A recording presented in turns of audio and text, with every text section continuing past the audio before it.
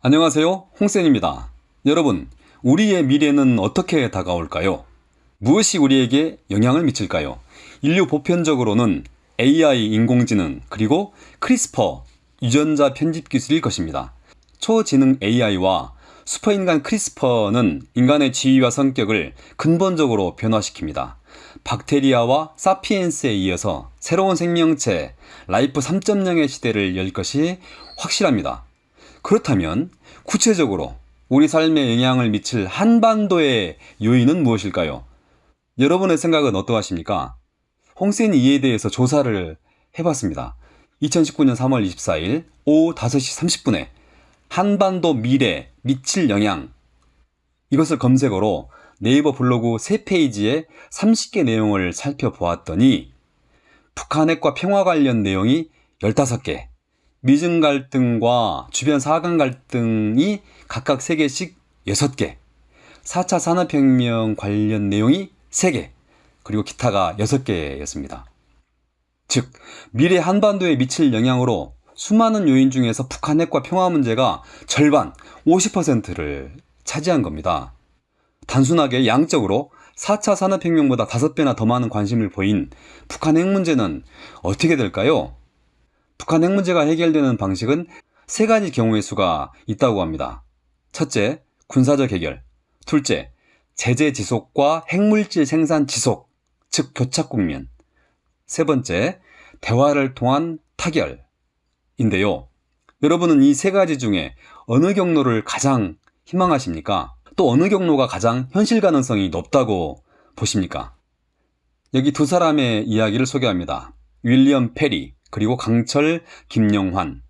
페리는 초예측이란 책에서, 그리고 김영환은 신동아 4월호에서 각각 북한 핵 문제와 그 해결 전망에 대해 이야기를 했습니다.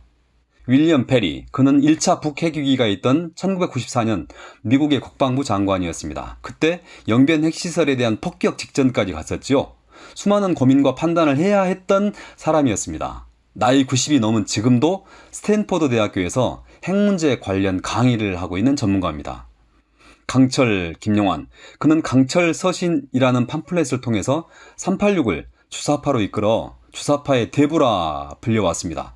91년 김일성을 만나고 온 이후에 방향을 전환해서 지하민혁당을 해체하고 북한민주화운동을 하다가 중국 공안에 체포되어 고문을 심하게 당하기도 했습니다.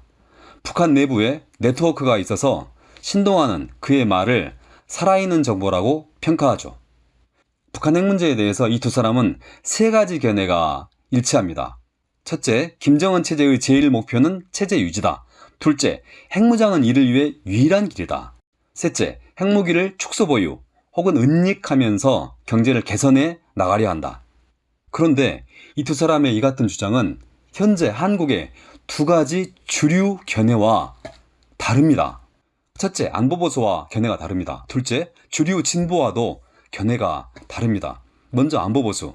안보보수는 김정은이 핵무장을 하는 이유가 남한을 적화시키려는 목적이라고 합니다. 그런데 페리와 김영환은 자신들의 체제 유지가 핵개발의 목적이라고 이야기하고 있습니다.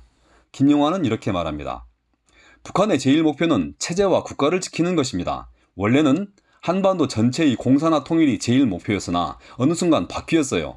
남북 간 국력이 역전되자마자 곧 엄청난 격차가 벌어집니다. 자신들의 생존마저도 쉽지 않은 상태가 되자 특별한 논의나 고민도 없이 자연스럽게 체제와 국가를 지키는 게 제1의 목표가 됐습니다. 라고요.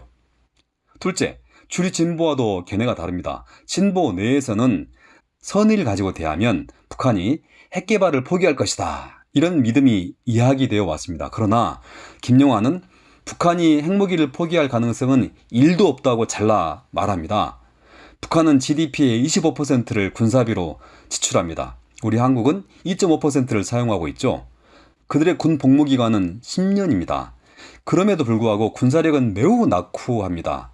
이 상황을 가장 저렴하게 만회하고 공포의 균형을 이룰 수 있는 방법, 그리고 군사비에 지출되는 인적, 물적 자원을 경제로 돌리려면 핵무장밖에 없다고 페리와 김영환은 단언합니다.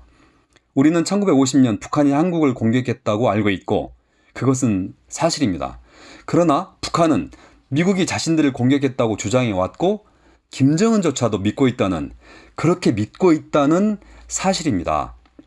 자, 그렇다면 핵 문제 해결의 세 가지 전망에 대해서 이 두 사람의 생각을 알아보겠습니다. 페리는 1994년도 전쟁 일보 직전까지의 상황을 이야기하면서 전쟁을 통한 해결 방식은 불가능하다고 말합니다. 김용환도 생각을 같이 합니다. 전쟁은 불가능하지만 이 교착 상태가 계속될 수도 없다고 김용환은 또한 이야기합니다. 미국 입장에서 김정은이 핵물질을 계속 늘려가는 것을 용인할 수 없고요. 김정은 입장에서는 유엔의 제재를 계속 버티는 것은 어렵기 때문입니다. 결국 남은 것은 하나입니다. 대화를 통한 해결이죠. 그렇다면 지금은 서로 자신에게 유리한 지점에서 타결하기 위한 삿바싸움 과정이라고 할 수 있겠습니다. 김용환은 예측합니다. 트럼프 쪽으로 약간 치우쳐서 타결될 가능성이 80%라고 말입니다. 김정은은 파키스탄 유형의 핵무장 공인 국가를 원하지만 이스라엘 유형에 가깝게 마무리될 가능성이 높다고 예측하는 거죠. 홍세는 여기에 또 하나의 예측을 더합니다. 아마도 내년 상반기에 타결 가능성이 높다고 말이죠. 2020년 내년 트럼프는 대통령 재선에 도전합니다. 그는 북미 회담을 마무리해서 노벨 평화상과 대통령 재선에 동시에 도전할 가능성이 높기 때문입니다.